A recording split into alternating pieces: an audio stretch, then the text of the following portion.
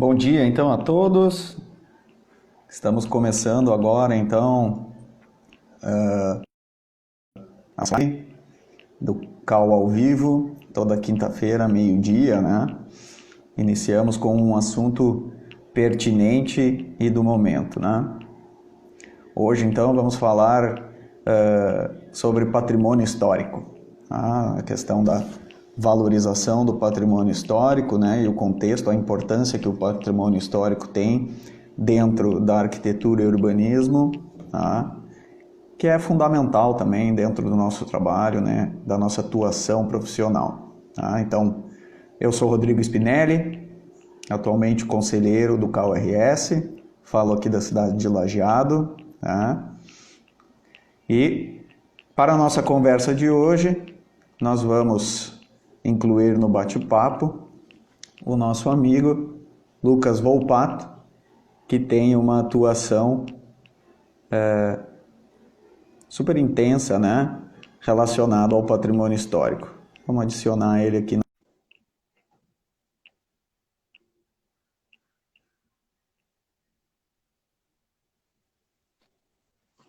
Já está pronto. Olá, Lucas. Tudo bem? Oi, não Como sei se vocês está? estão me vendo. Tudo Estamos bem? te vendo, sim. Eu não me enxergo. Não te enxerga? Não, mas tá tranquilo. Vamos lá. Vamos lá. Não, mas aqui eu tô te vendo, tá tudo bem tranquilo, bem certinho. Beleza, então. E aí, Lucas? Como você está? Tudo bem? Por favor, Tudo Lucas, jóia, gente? tudo certo. Por favor, Lucas, então, te apresente para os nossos espectadores aqui da nossa live hoje. Tá certo. Então, eu sou o Lucas Volpato, eu sou arquiteto, aí já tenho aí 10 anos, na verdade 12, agora agosto, no dia do Patrimônio Histórico, né, dia 17, foi que minha turma completou 12 anos de formatura, né, e também atuo com um colega, né, o Rodrigo, dentro do CAL, como convidado nessa comissão que era temporária e que agora já é definitiva, né, de patrimônio histórico. Né, atuei no IAB também como conselheiro do Compac, né, daí com o tempo, né, o patrimônio foi me chamando, né, eu sempre falo que eu fui sendo escolhido, né, eu fui então participando dos conselhos, como o Conselho Municipal de Patrimônio Histórico, né, o Conselho do Fundo Monumenta, e assim por diante, né? Daí eu fui fazer especialização na área, né? Eu fiz, na verdade, um curso de capacitação lá no Pernambuco, que é o SESI, né? O Centro de Conservação Integrada, né? Que é bem conhecido. E depois fiz o mestrado também nesta área, né? Do patrimônio, né? Numa linha de pesquisa que direcionava, né, as dissertações, a produção, né, das dissertações na área de edificações culturais, né? Então daí assim eu me apresento um pouco da minha trajetória e também da minha formação, né? Formado pela Uniriter, né? Hoje eu também dou aula na Uniriter, né? Já vai fazer 3 anos que eu tô como docente, e desses 3 anos, 2 já ministrando essa cadeira, né, essa disciplina, então, de patrimônio e restauro, que é a antiga técnicas retrospectivas, né, que trata do assunto, então, do patrimônio histórico. É isso aí. Perfeito. E principalmente se formar no dia do patrimônio, então é quase um prenúncio, né? É quase como uma obrigação a ter que trabalhar com o patrimônio, né? Acabou sendo, né, e eu só fui me dar conta disso muito tempo depois, acho. Que era no mesmo dia, quando começavam as festividades, vinham as lembranças, né, no celular, no Facebook, assim, não, hoje tantos anos, né, de formatura, era bem no dia das comemorações, aí eu disse, olha aí que coincidência, né, interessante. É, coincidência interessante, né? E tu tens uma atuação muito grande também no teu escritório também, né? Todo esse conhecimento que tu te aprofundaste em relação à teoria que te levou à docência também, né? E ensinar todas as questões de patrimônio, acabou te levando como uma experiência muito grande para o teu escritório também, né? Digamos que a boa produção, a grande parte de projetos que a gente atuou ali no escritório, que já tem 10 anos, né, na verdade, tenho 12 de formado e 10 de escritório, ela tem são projetos da área da conservação e da restauração, né? Ou seja, nas execuções, ou seja, nos projetos mesmo, né? Mas sim, a grande maioria veio de lá e vem do patrimônio. E isso fez também, isso também eu gosto de falar, veio antes o trabalho do que depois e depois a especialização, né? Então a gente já começou a trabalhar com essa temática antes e aí me fez com que eu buscasse, né, a formação, então, porque é importante, né? A gente ter como se fosse uma certificação, né, daquilo que você está fazendo, né?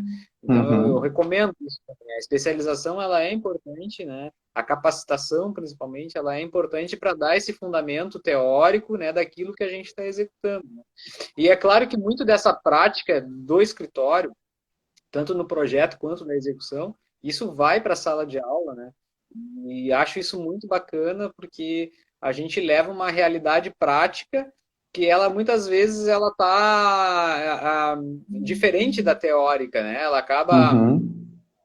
Ela acaba tendo conflito, mas aí com o tempo você vai mostrando isso em sala de aula, principalmente, que a teoria é a base de tudo, né? Que não existe teoria, não existe prática sem teoria. A Sem prática ela teoria, vai né? seguir outros caminhos, né? Ela vai seguir outros caminhos porque nós temos condicionantes, isso é verdade, condicionantes financeiros, condicionantes políticos, condicionantes do nosso território que vai fazer com que a gente não siga aquela teoria à risca, né? Então, Claro.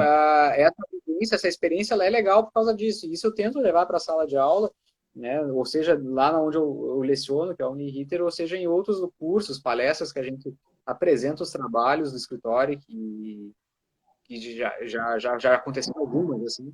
E foi É. uma troca bem legal, né? Sim, para saber a prática é preciso saber a teoria, mas para ensinar a teoria também é preciso saber da prática, né?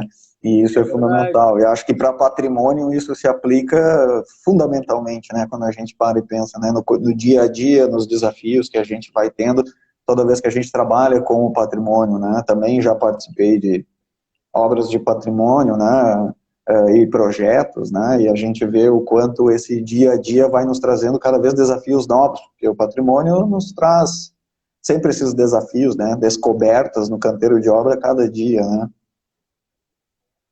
É um projeto constante, né? Aliás, isso é uma questão também que eu acho que vale uma pauta, um outro momento, é aquela questão de quem projeta executar também, né? Porque é muito difícil você executar um projeto de outro e é muito difícil você também projetar e ver a execução sair diferente, né? Porque quando se lida com patrimônio, o projeto ele não termina quando você dobra a prancha, né? Quando você dobra o projeto, quando você plota, né, digamos assim, não termina ali, né? O projeto de restauração ele vai terminar no canteiro de obras, né? E a gente vê nitidamente nas execuções que tem decisões que ficaram pendentes em outros projetos que eu vou ter que encarar na execução. E aí você tem que trazer o projetista, o arquiteto que projetou para a obra para poder tomar a decisão, porque o É, restauro ele vai implicar, né? É uma é. obra viva, você não está mexendo numa obra do zero, né? Ela está nascendo, ela não nasce do papel, ela já está ali, né? E tem coisas que ela não te disse na etapa de projeto que vai ter que te dizer na etapa de obra, né? Uhum, perfeito. Então, Lucas, nós tivemos essa semana que passou, né, a Semana do Patrimônio Histórico, teve o Dia do Patrimônio Histórico, como tu bem comentaste, né, dia 17. E isso nos traz sempre um debate muito forte, né?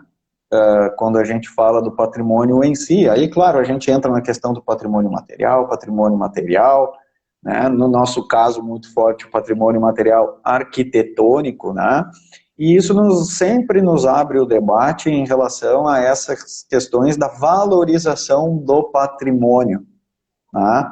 E a importância que o patrimônio tem no cotidiano, no dia a dia das pessoas, no dia a dia das cidades, por exemplo, e a gente acaba vendo que essa valorização ainda tem muitos desafios também a serem rompidos, né? Como é que tu vê hoje em dia essa questão da valorização do patrimônio histórico, né? Como isso tem se encaminhado aí? Só isso aí já pode dar uma hora de live, né? é complicado, assim, porque eu vejo os nossos colegas das gerações, né, que enfrentaram isso na década de 1980 enfim, até na virada agora do século XX, ali no final dos 90. Eu acho que teve alguns avanços, né? Claro que teve retrocessos, mas teve muitos avanços, a gente olhando a trajetória deles, mas a discussão é sempre a mesma, né? Bate sempre na mesma tecla da conscientização. Vai de cada um buscar achar na sua cidade, né? Eu acho que vai de cada cidadão, vai de cada arquiteto, vai de cada estudante de arquitetura despertar essa sensibilidade nos seus cidadãos, né? Nos seus colegas, na sua família. Porque, na verdade, quando a gente lida com patrimônio e cidade, a gente está falando das nossas vidas, né? Acima de tudo, é as nossas vidas, né?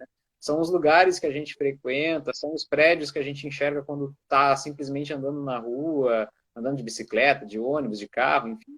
É a nossa história viva, né? E que a gente constrói ela no dia a dia, né? Então, assim, como é que eu enxergo a preservação? Eu acho que teve grandes avanços, né? Mas ela continua sendo muito importante, muito vinculado a um certo protagonismo individual, né? De cada cidadão e de cada pessoa, né? É até uma presunção a gente dizer que o assunto patrimônio histórico ele é um assunto exclusivo de arquitetos. Ele é para tu trabalhar no edifício, né? Naquele edifício, mas ele é um assunto de todos, né? Assim, todos têm que debater e discutir. Eu acho que começa pelo próprio cidadão ter essa reflexão e difundir isso, né?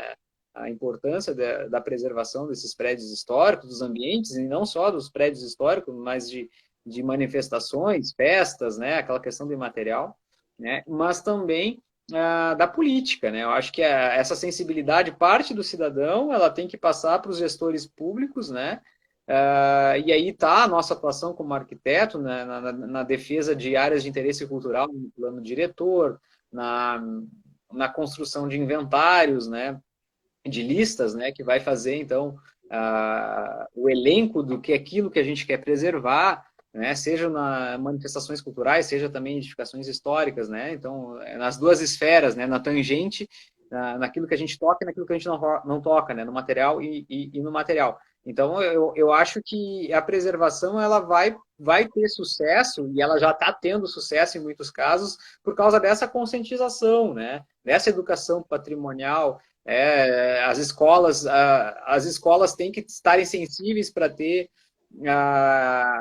essa disciplina, né, dentro dos seus currículos, de certa forma, né? Ou seja, num simples passeio guiado com as crianças na cidade, explicando a importância daqueles monumentos, daqueles prédios, por que eles foram construídos daquele jeito, né? Sim. E quando a gente está na rua, não é só um prédio, né? Por exemplo, quando a gente vê uma igreja, né? Por exemplo, a Catedral Metropolitana, não é só a Catedral Metropolitana, não é só uma igreja que você reza, né? Ela tem todo um simbolismo de paisagem, né? Que ela marca uma paisagem, todo um simbolismo também de pessoas que ajudaram a construir ela, né? Então, ou seja, é muito profundo, né? O que está por trás daquele prédio. E essa consciência, ela tem que ser difundida. Eu até tive uma experiência agora fazendo um vídeo para a Catedral na Semana do Patrimônio, que a gente até vai falar depois da Semana do Patrimônio, que muita gente questiona a demolição da antiga catedral, né? Que era uma catedral do início dos 1700, do final dos 1700. Colonial, né? Exato, mas em compensação, naquela época, naquele entendimento, houve um entendimento, uma consciência para demolir ela, né? Um consenso para demolição, e hoje nós temos uma outra catedral que tem uma cúpula, que marca a paisagem, que já faz parte da nossa identidade, né? Então, assim, faz parte eu explicar essa história para as pessoas, para elas entenderem por que a outra foi demolida e para que eu possa, então, entender a importância da atual catedral, né?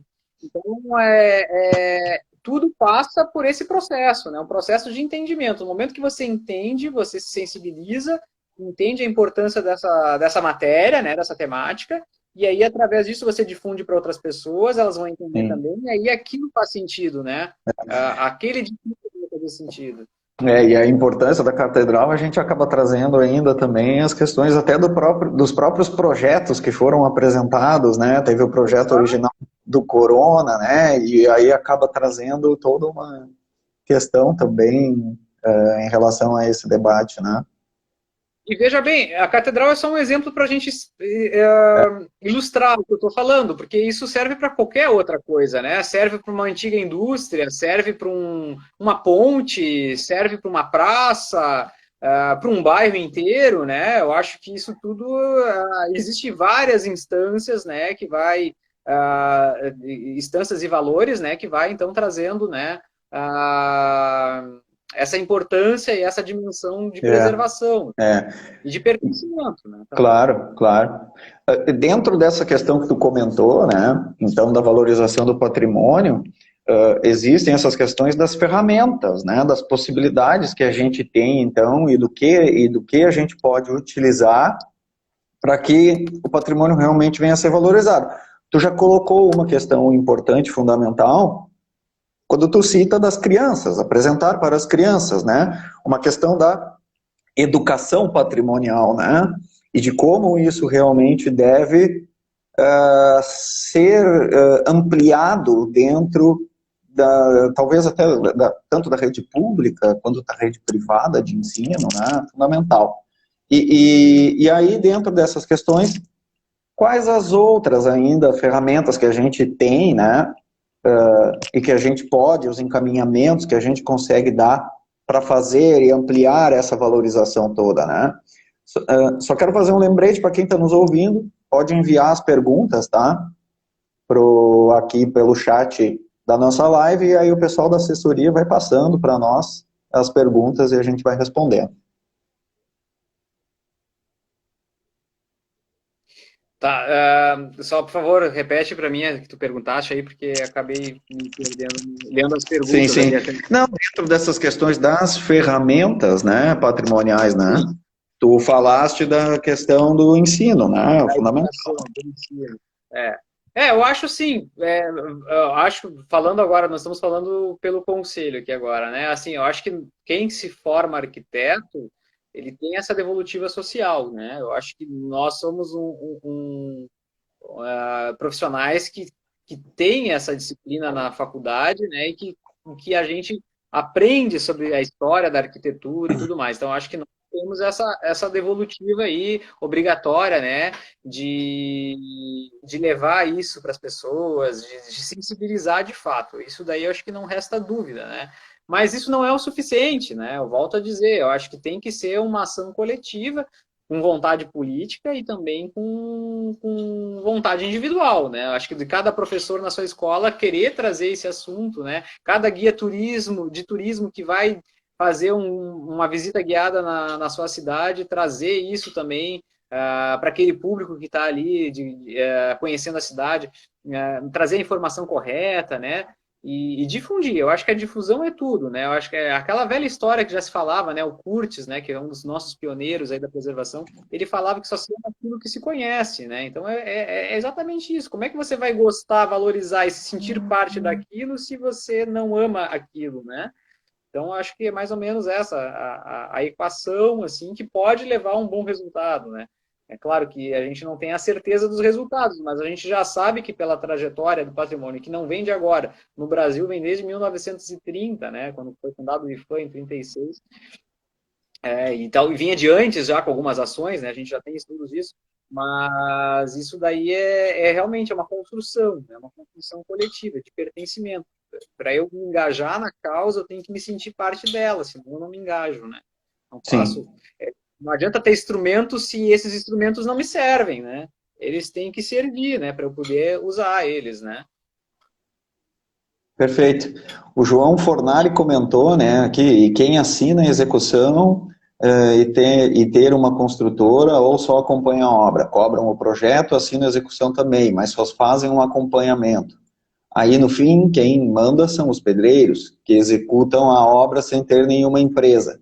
Aí vem a questão da importância de que tu falaste, né, e que tu comentaste, né, Lucas, da questão do patrimônio, de como é importante a responsabilidade técnica do arquiteto no levantamento cadastral, no desenvolvimento do projeto, né, para depois ele fazer aquele acompanhamento próximo da obra, né?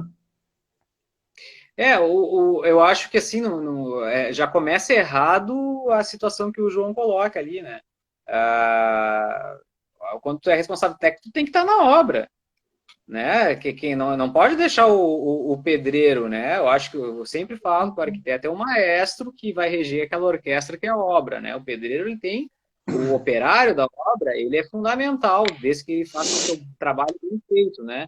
Mas quem tem que dar a última palavra é o arquiteto, o engenheiro que está naquela obra. No caso, uma obra de restauração, é o arquiteto, né? E o urbanista que tem essa atribuição profissional. E a gente já discute, né, que o arquiteto, quando numa obra de restauro, eles têm que estar presente, ele tem que ser residente, né? Se não é o corresponsável técnico residente, tem que ter um outro arquiteto residente ali na obra, porque você está lidando com um monumento, né? E isso que eu estou falando, eu sempre vou defender. Não pode ser artifício para dizer que a obra é cara, ter que manter um arquiteto. Não existe obra de restauração sem arquiteto, né? Então não existe essa hipótese, né? Então existe um grande erro aí de geracional dessa obra aí, né? Então essa obra tem um problema. Ela tem que contar com um profissional habilitado que é o arquiteto. A gente sabe disso, que faz a diferença, né? Por mais que seja uma obra multidisciplinar, né, onde a gente tenha muitos profissionais envolvidos, o arquiteto, ele é como tu comentaste, o grande maestro dessa orquestra de muitos instrumentos, né? Exatamente, né? E a gente sempre fala, né? Nem sempre a gente vai saber tocar todos os instrumentos nessa orquestra. E é evidente que não sabe, a gente não sabe tudo. É por isso que a gente fala de projeto de restauro e também de execução de restauro com equipes multidisciplinares, né? Eu vou dar o exemplo da Praça da Matriz, que está acontecendo agora. Nós temos ali uma equipe de arqueologia que está constantemente lá, tem um artesão que restaura os postes, né? Tem o engenheiro que está sempre presente na obra, tem a estagiária de engenharia que está residente, enfim, tem o arquiteto, né? Então, são essas equipes. Tem o pedreiro, tem o calceteiro que faz a pedra portuguesa. Enfim, são tantas frentes de trabalho para dar certo o negócio, né? O que importa é que o resultado fique bom e que o dano não chegue no monumento, né? O monumento não pode ser danificado com uma obra mal executada, né? Então, o sucesso dessa obra vai estar vinculado a isso, né? A uma equipe bem alinhada, bem afinada, que nem música, estamos falando de música, orquestra, né? Tem que estar uma orquestra bem afinada, né? Bem alinhada, para que possa ter o êxito, né? Não existe obra com êxito se não tiver esse alinhamento, né? Não pode o pedreiro comandar a obra, não existe ele comandar a obra, ele comanda aquela tarefa que atribui a ele, né? Mas a obra tem um gerente geral, né? E isso a gente trabalha muito em restauração, que é a gestão, né? Tudo é gestão. Uma obra é gestão.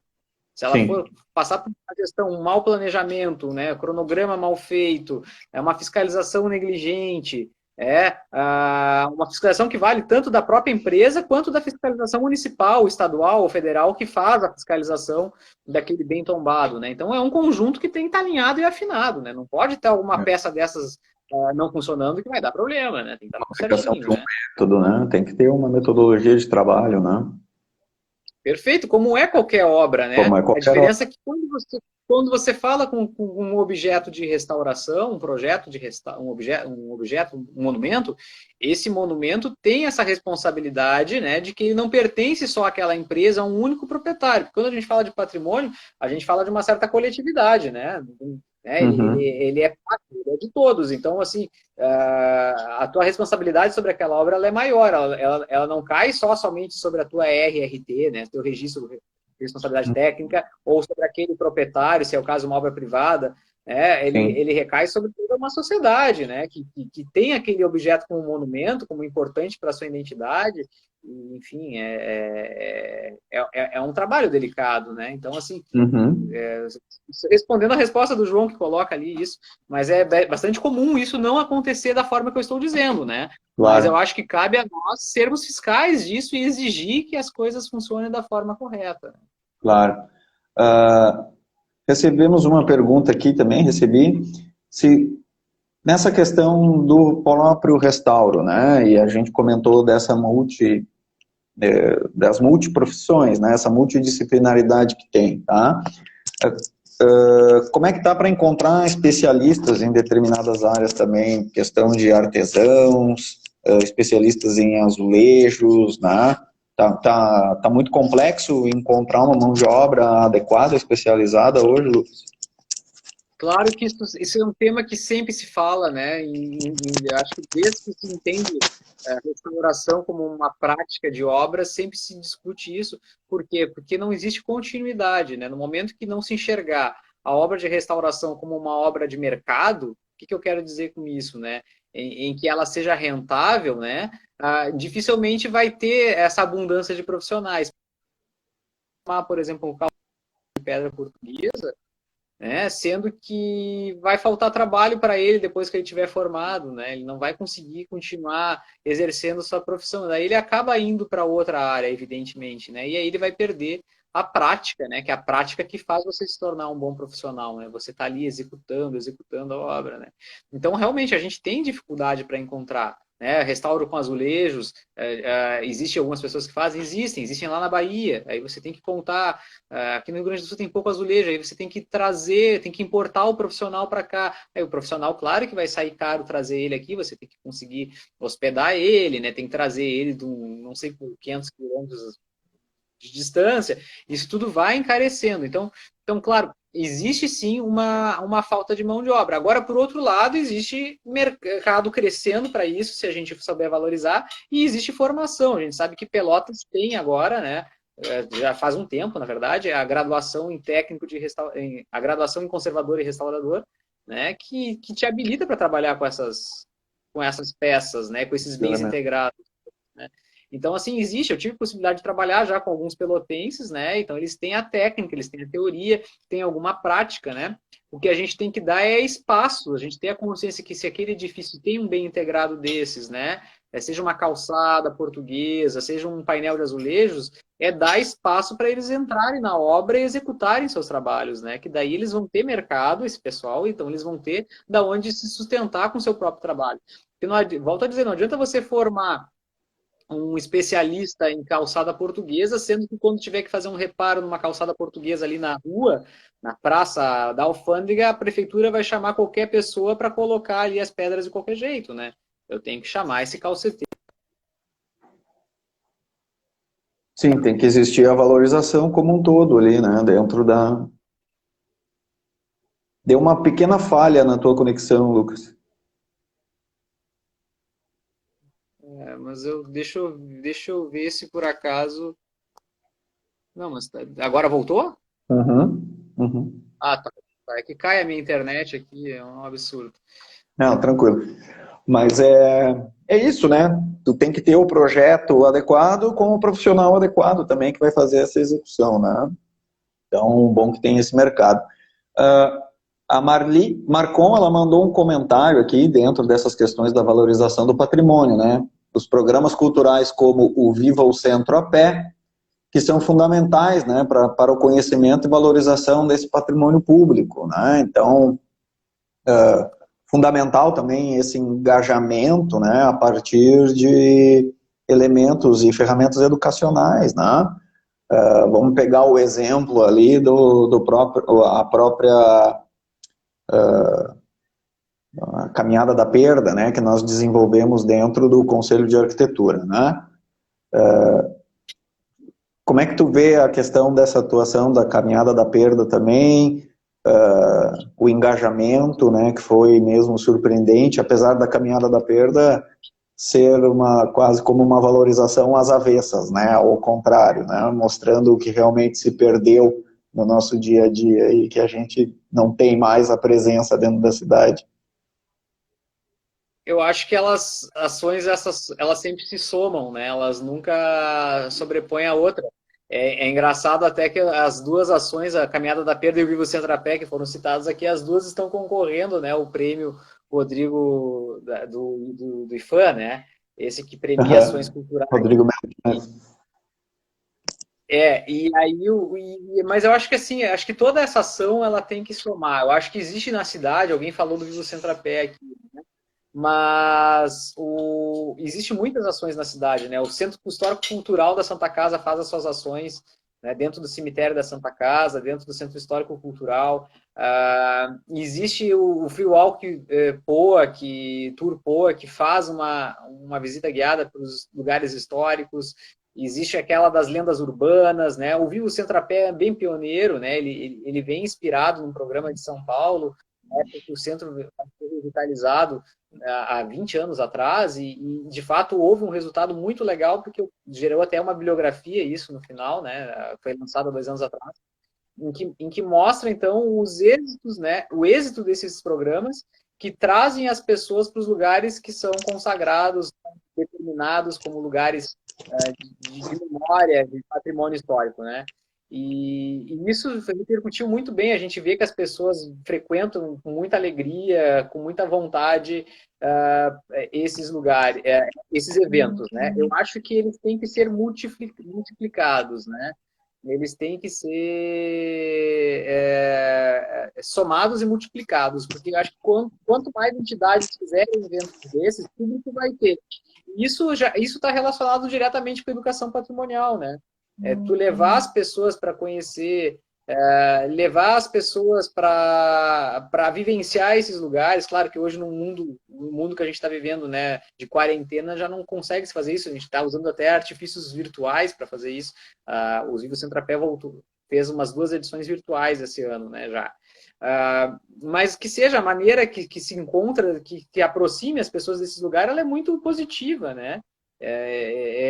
Esse que é o papel do patrimônio, ele ter fruição. Eu sempre falo da palavra fruição, né? Que ela tem acesso para todos, que aquela obra, que aquele monumento, ele tem acesso a todos. E esses eventos promovidos pela prefeitura, promovidos pela Santa Casa, promovido pelo CAL, que é no caso da Caminhada da Perda, eles dão essa fruição, né? A Caminhada da Perda, eu faço um parênteses, que eu acho que é destacado a questão da perda através de um tom não tão melancólico, né? Porque a gente tem que entender que a mentalidade de cada época faz as suas escolhas, né? Nós hoje fazemos as nossas escolhas todos os dias e não nos damos conta de quanto essas nossas escolhas podem repercutir no futuro próximo, né? A gente até pode ter uma pré-análise, pressupor coisas, hipóteses, mas nunca vai ser aquilo que realmente vai ser lá no futuro, né? Que as próximas gerações vão entender, né? Das decisões que nós tomamos hoje, né? Então, a caminhada da perda, além de tu fazer a educação patrimonial, ela vai trazer reflexão, né? Eu acho que essa que é o grande diferencial. E a reflexão, ela faz parte também do proteger o patrimônio histórico, né? A gente sabe que quando a gente vai fazer um inventário de patrimônio cultural edificado, a gente elege edificações que vão entrar num acervo que deverá ser protegido no futuro ou desde já. Então, isso tudo são escolhas, né? Então, a caminhada da perda faz com que a gente reflita sobre as escolhas do passado, que possamos fazer escolhas melhores para o futuro, né? Porque a gente determina no presente o que fica para o futuro. De certa forma, é isso que acontece, né? Nós estamos atuando hoje e determinando coisas que vão repercutir lá na frente, né? Sim. A Roberta Edelweiss, nossa conselheira do CAL, comentou que a Caminhada da Perda é uma ação linda, sensível e provocativa, né? E parabeniza aí pelo projeto que foi desenvolvido pela turma ali da Comissão de Patrimônio, né? Então, obrigado, Roberta, aí pela audiência de hoje também, né? Lucas, e aí então temos a Caminhada da Perda, que é esse exemplo, né? Temos o Viva o Centro-Pé, né? E isso, claro, dentro de Porto Alegre, né? Da capital. Então, onde existe existe um trabalho de conscientização grande, né? Que foi desenvolvido, teve o projeto Monumenta, né? Que ajudou muito na valorização ali do centro, da Praça da Alfândega, né? E outros pontos também da cidade. A gente tem alguns exemplos no interior do estado, né? Mas ao mesmo tempo, dentro dessas questões da valorização patrimonial, a gente ainda vê muitas edificações se perdendo, né? E tem muitas cidades, e podemos pegar cidades do interior, que tem apenas um monumento tombado, né?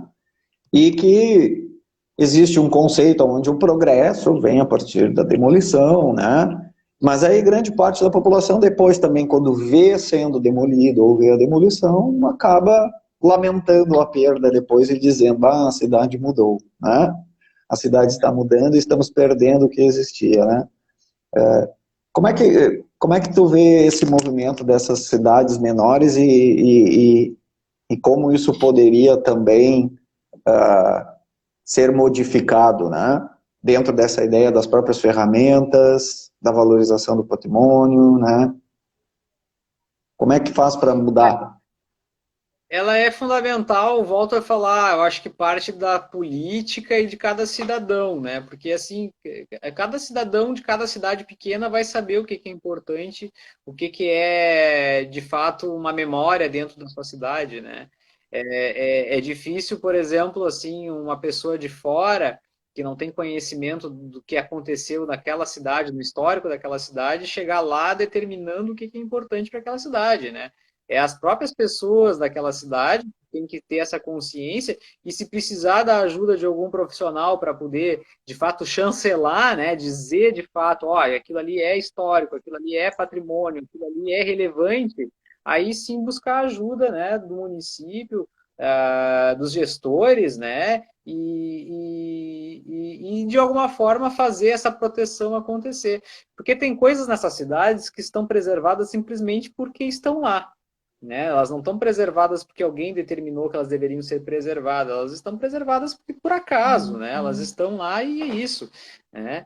E é muito importante, né, que esse sentimento de pertencimento daquilo que é importante para a tua história individual e para a tua história coletiva esteja presente como uma reflexão, porque é ela que vai trazer, que vai pontuar, né, o que deve ser preservado ou não nessas cidades pequenas.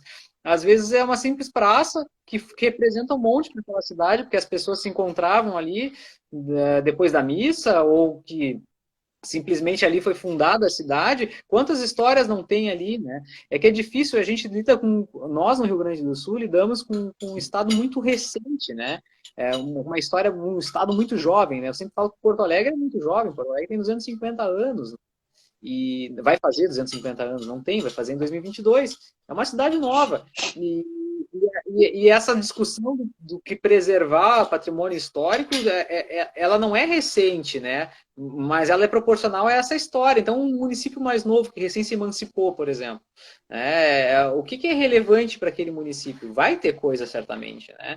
Mas é uma reflexão daqueles habitantes, né?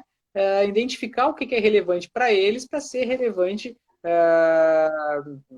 para o município, e aí, quem sabe, ser relevante para o Estado, para a União, né, para a nação. Isso tudo vai acontecer, né?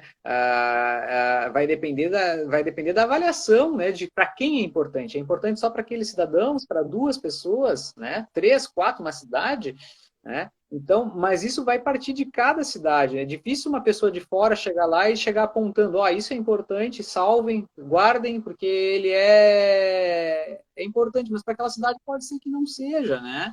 Aí, se for importante para ti também, para fora daquela cidade, você tem que convencer eles de que aquilo é importante com argumentos reais, né, explicando, né, e exemplificando outras situações que o patrimônio ele é relevante, né, em outras cidades, para que essa cidade também possa enxergar aquela sua praça, aquele monumento como relevante para eles, né, e para os outros. A gente sempre fala a questão de Antônio Prado. Antônio Prado, desde 1980, que tem um processo quando começou a tombar aquele casario da Praça Central ali, e até hoje tem muito cidadão de Antônio Prado que não gosta de ter aquelas casas tombadas, né? O que aconteceu? O IFAM chegou lá dizendo que era importante para eles, e alguns cidadãos daquela cidade assimilaram isso e têm orgulho disso, mas boa parte não tem, né? Sim, Uma assim, grande parte, muito.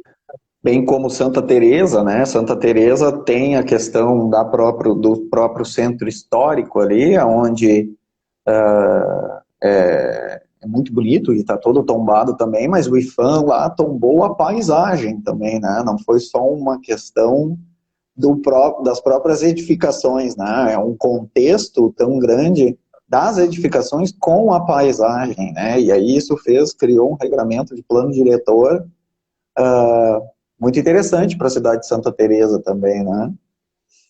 Diferenciando que Santa Teresa, a própria população pediu esse tombamento, né, essa salvaguarda, né? A própria É. população, que é mínima, é pequena, ela tem que não chega a ter 20 mil habitantes, tem menos até, muito menos, e elas mesmas, as próprias pessoas pediram essa proteção, né? Então, assim, mas isso também, também acontece porque eles viram o exemplo de Antônio Prado, né, como um exemplo bom, né? Eles Uhum. não viram, eles viram o exemplo de outras cidades como um bom exemplo e queriam aquilo para eles também, né? Mesma coisa Pelotas, né? Pelotas dá um banho em termos de políticas de preservação perto de outras cidades, exatamente porque tem essa consciência de que ter aqueles edifícios históricos é importante. Hoje, se você vai no final de semana na Praça Pedro Osório, que é o coração da cidade, ali onde está a prefeitura, os casarões do Museu do Doce, o Grande Hotel, a população vai para lá para ficar na praça e ficar naquele centro histórico, né? É o grande lazer daquela cidade. Boa parte do grande lazer daquela cidade está concentrada naquele centro, em volta daqueles edifícios, daqueles museus, daqueles símbolos, né? Não tem um Uhum. pelotense que eu conheça que a gente pergunte da cidade de seus casarões que não tem orgulho dos seus casarões, né? É É. raro você ter isso. E por que isso acontece? Porque eles veem aquele processo de preservação e de divulgação do próprio patrimônio como algo que identifica eles, né? Então, por isso que eu volto a falar, é cada cidadão, cada cidade que tem que despertar isso, né? Claro que a É. gente pode incentivar, né? Eu acho que nós temos o papel de incentivar, mostrar bons exemplos. Ó, Pelotas acontece isso, deu certo. Sim. Porto Alegre aconteceu isso, deu certo. Por que não faz igual, né? Quem sabe faz uma caminhada com as crianças. Aí volta a educação patrimonial lá na Gênese, né? Lá na educação infantil, Aí a pré-escola. questão da sensação é de desenvolver essa sensação do pertencimento à cidade, né? De tu te sentir como o partícipe da cidade ali, tu tá ajudando na manutenção da história e fazendo com que ela cresça a partir daquele exemplo da própria história, né? E isso é interessante. E aí a gente pega exemplos de de muitas cidades que têm também um patrimônio que poderia muito bem ser preservado, podemos ir para Livramento, Bagé, né? Bagé nos traz algumas coisas muito importantes também. Então, acho que isso é o fundamental. E Lucas, assim, a Andréa Ilha lhe mandou os parabéns, né, pelo seu Eu, trabalho, né? Então, fica aqui obrigado. a fala da Andrea, né, registrada, tá? Lucas, dentro dessa questão da sensação do pertencimento à cidade, né, e aí entrando nessa situação das cidades que não conseguem desenvolver ainda de forma tão aprofundada essa consciência também, mas alguns cidadãos, munícipes, eles podem ajudar nisso, trazendo ao debate, ou até de forma agindo de uma determinada forma legal, né? Colocando isso na pauta e quais seriam essas ferramentas, então, a partir de um munícipe, por exemplo, de uma pessoa muito isolada, talvez conseguir atuar de uma forma importante para que venha solicitar a preservação de um patrimônio, por exemplo? Como é que tu acredita que possa começar um movimento assim para que se preserve uma determinada edificação, né? Como tu diz, um monumento, né? Sozinho não se consegue nada, né? Aí que tá o problema. Até porque se é importante só para uma pessoa, não é importante para a cidade, né? É importante só para aquela pessoa. Então, por isso que Uhum. eu acho que as pessoas têm que conseguir se articularem, né? Ou se articula numa associação, eu acho que isso é importante, uma representação de entidade por trás, ela dá um peso muito grande, né?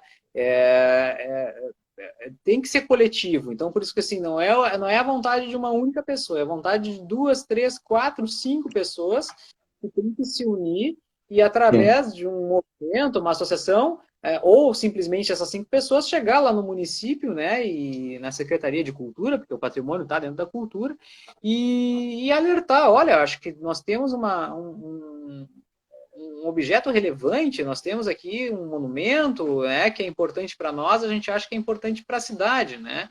E aí, através disso, fazer os desdobramentos. O que eu falo dos desdobramentos, né? O que pode me trazer de benefícios eu manter esse bem, né? Vai me trazer turismo? Vai me trazer, enfim, reconhecimento, porque eu acho, ou até mesmo autoafirmação como cidadão daquela cidade, né, de pertencimento, porque não é só questão financeira, né, porque o turismo a gente sempre pensa que vai trazer recursos para a cidade, enfim, etc. Mas sim uma identidade que você traz, né? Você tem que trazer uma identidade. Uhum. Uma vez eu fui para as missões e aí a gente parou numa cidadezinha chamada Victor Greff, que na verdade é pequeníssima, assim, eu acho que deve ter a área urbana delas deve ser 5 quadras para cada lado de uma praça. E o que é a identidade de Victor Greff? É a topiaria dos arbustos, né? Que fazem desenhos, né? Fazem animais, né? Então as pessoas no caminho das missões às vezes param em Victor Greff para conhecer a topiaria, né? Então assim, ou seja, o que está identificando aquele cidadão e aquela cidade, né? É essa praça que tem um jardim bem cuidado, tem uma topiaria, né? Então assim, Uhum. possivelmente no futuro essa praça possa ser patrimônio da cidade, né? É a Porque tem esse técnica, né? diferencial, as pessoas se identificam, tem uma técnica, né? Quem é que começou a fazer a topiaria, né? Foi o imigrante tal, que desde que veio para cá gostava de trabalhar com jardinagem. A gente não sabe, mas enfim, quem é que vai difundir isso daí? É o cidadão, que quando eu for lá vai me explicar a história. E eu vou Uhum. entender aquilo como patrimônio, né? Então, assim, eu acho que volta a falar parte de cada um, né? E tem que se unir, tem que se juntar, procurar uma entidade, ir lá na prefeitura, né? Como cidadão, né? A gente sabe que pedido de tombamento qualquer um pode fazer, né? Basta você procurar a prefeitura que vai produzir um laudo, que vai fazer um laudo técnico que vai averiguar se aquele monumento ele é de fato importante para aquele grupo ou se para a cidade inteira, né? Daqui a pouco vai ser importante para o estado inteiro, né? De repente para a nação, né? A gente até teve várias discussões até na comissão mesmo, a gente falava do viaduto Otávio Rocha, né? Que o viaduto Otávio Rocha podia ser tombado nacionalmente, por exemplo, né? E aí a Uhum. gente foi debater, será que ele é importante para o Brasil ou só é para Porto Alegre, né? Talvez para o estado, né? Ok, mas será que para o Brasil? Então, isso tudo são avaliações, né? São critérios que são colocados na mesa, né? São discussões. O patrimônio, ele é subjetivo, sim. Eu acho que isso é importante. Tem gente que diz que não pode ser, que tem que ser técnico, mas não, ele é subjetivo. E a gente tem que trabalhar com intersubjetividade, né? Ou seja, é consensual.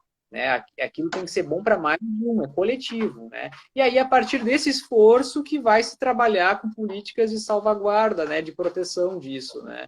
Primeiro você identifica, e depois, junto disso, não demorando muito, né, porque senão se perde, evidentemente, junto dessa identificação, você já tem que pensar como é que eu vou administrar essa conservação, né, e como é que ela vai durar, né, porque não adianta você fazer essa conservação durar por pouco tempo, né. Conservação que eu digo é de mantê-lo como patrimônio histórico, não estou dizendo patrimônio cultural, né, não estou dizendo a preservação de você ir lá estar restaurando ele, conservando ele fisicamente, de conservação de salvaguarda, né, de como é que ele Uhum. vai perdurar tudo isso, né? Sim.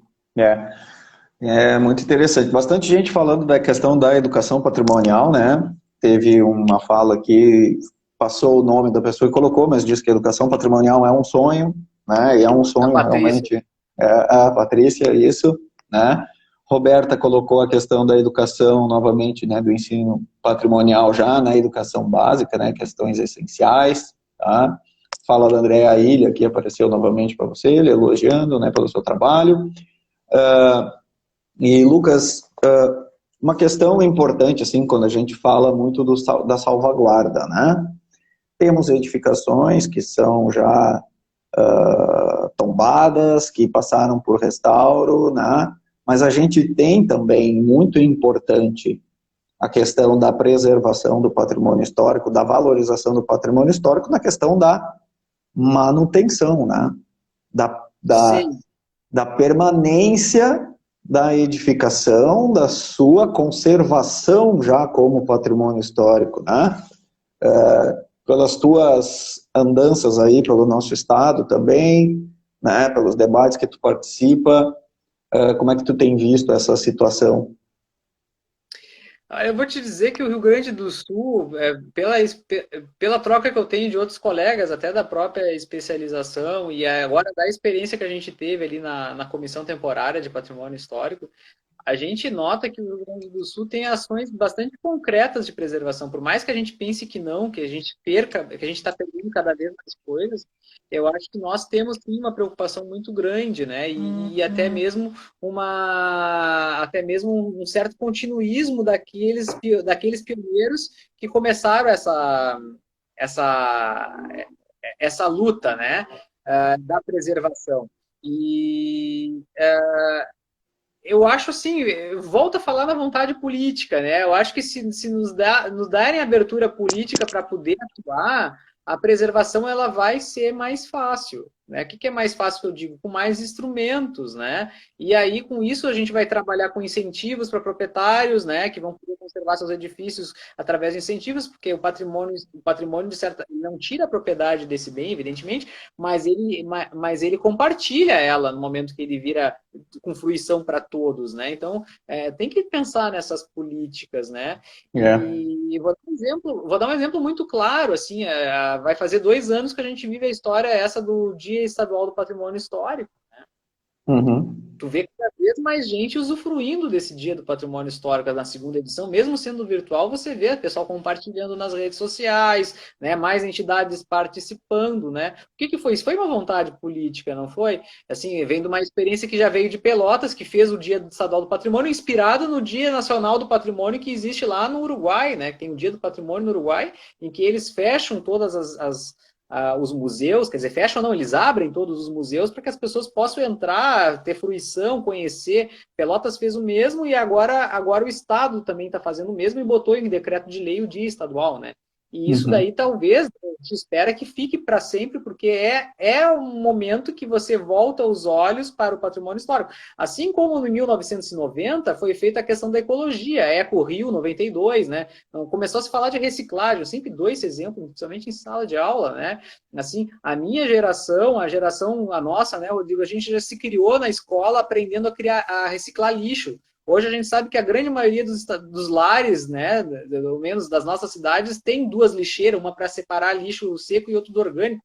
Às vezes separa errado, ok? Mas tem 2 lixeiras, né? Mas quando eu me lembro que na minha casa, antes dessa história começar de ambientalismo, né, de lá na escola a gente discutir essas coisas, professores incentivar a separação do lixo, a gente não separava o lixo, ficava tudo misturado, né? E aí agora a gente já pensa numa separação de lixo. Por que estou falando isso? Porque está lá na raiz de novo, né? Então, foi políticas públicas que botou a coleta seletiva a funcionar para coletar o lixo que cada família vai separar. E a mesma coisa com o patrimônio, né? Se cada cidade fizesse o seu dia do patrimônio, para que todo mundo voltasse os olhos para o seu patrimônio histórico, essa consciência já começa a mudar. Né? Eu tenho certeza que a consciência do Rio Grande do Sul, dessas cidades que começaram a pensar no Dia do Patrimônio, em ações do Dia do Patrimônio, já tem outra percepção das suas coisas, dos seus acervos, do que elas têm. Né? Eu tenho certeza que em Porto Alegre, que é onde eu moro, as pessoas já têm outra percepção, por exemplo, sobre a Catedral Metropolitana, que teve um vídeo, que teve uma ação agora, sobre o Viaduto Otávio Rocha, né? Sobre o Cemitério da Santa Casa, que tem obras fantásticas, né? de arte, né? Que são os mausoléus de toda uma sociedade, né? Que construiu a política do Estado, por exemplo. Que então, existem passeios noturnos lá, né? Exato. Então, assim, são ações. Eu acho que assim, não dá para esperar a coisa cair do céu. Volto a dizer isso, né? Eu acho que eu como arquiteto, você como arquiteto, todos os arquitetos que estão nos assistindo aqui, eles têm essa atribuição de ajudar a promover isso, ok? Mas não é só o arquiteto. Entra aqui a professora da escola, o guia de turismo, o historiador, que já faz isso por natureza, né? O museólogo, né? E o pedreiro, né? Que alguém falou aqui, o pedreiro também, quando ele estiver numa obra de restauração, ele tem que saber qual é a obra que ele está executando e qual a importância daquela pedra que ele está botando na calçada. Né? Que não é só uma simples pedra, né? Então, ou seja, isso tudo é educação, é consciência, né? No momento que você tiver uma consciência global, a gente tem que pensar assim, vou dar um exemplo bem prático, eu adoro analogia, academia, né? Você vai para academia, tá? Aí você vai na academia sem orientação, né? Aí sem um treinador ou sem chamar o monitor, daí você vai fazer ali a puxada das costas. Aí você puxa ali as costas, né? Ah, tô fazendo exercício. Não tá fazendo exercício. Você tá puxando o seu braço com peso. É isso que você está fazendo. Agora, se você sabe que primeiro você tem que puxar a escápula que fica atrás para poder forçar o músculo e botar a força de fato nas costas e não no braço, você já está fazendo o exercício certo, né? A mesma coisa é o patrimônio Claro. histórico, né? Não é preservação por preservar, não é só fazer o edifício restaurar por restaurar. Não, eu estou restaurando aquela calçada em que o Dom Pedro II passou, promulgou a independência. Não interessa, você tem que saber o contexto, né? E esse contexto você tem que passar ele, né? Seja para o pedreiro, seja para o arquiteto, seja para o engenheiro daquela obra, para o porteiro da obra que recebe os materiais da obra. Todo mundo tem que saber a importância do que está lidando, né? Não é Isso. gratuito, né? Perfeito. Perfeito, ótimo, Lucas. Lucas, estamos nos 5 minutos finais aqui, vamos nos encaminhar para o encerramento, né? A Marisa Perfeito. Potter, conselheira suplente hoje, atualmente no CAL, também colocou sobre a importância do patrimônio preservado, mas a importância do que está sendo construído hoje também e que provavelmente vai virar um patrimônio futuro também, né? Então, a gente tem um trabalho que tem que olhar para o passado e precisamos olhar para o presente com muito carinho também para conseguir ver o que vai ir para o futuro, né? E é interessante essa visão. Então, Lucas, te peço aqui também, pode ser em cima dessa fala da Marisa também, fazer as tuas considerações finais aí, né? E nos despedirmos. Vou dizer o seguinte para a colega que colocou essa situação aí, a Marisa, né? Você disse assim, Isso.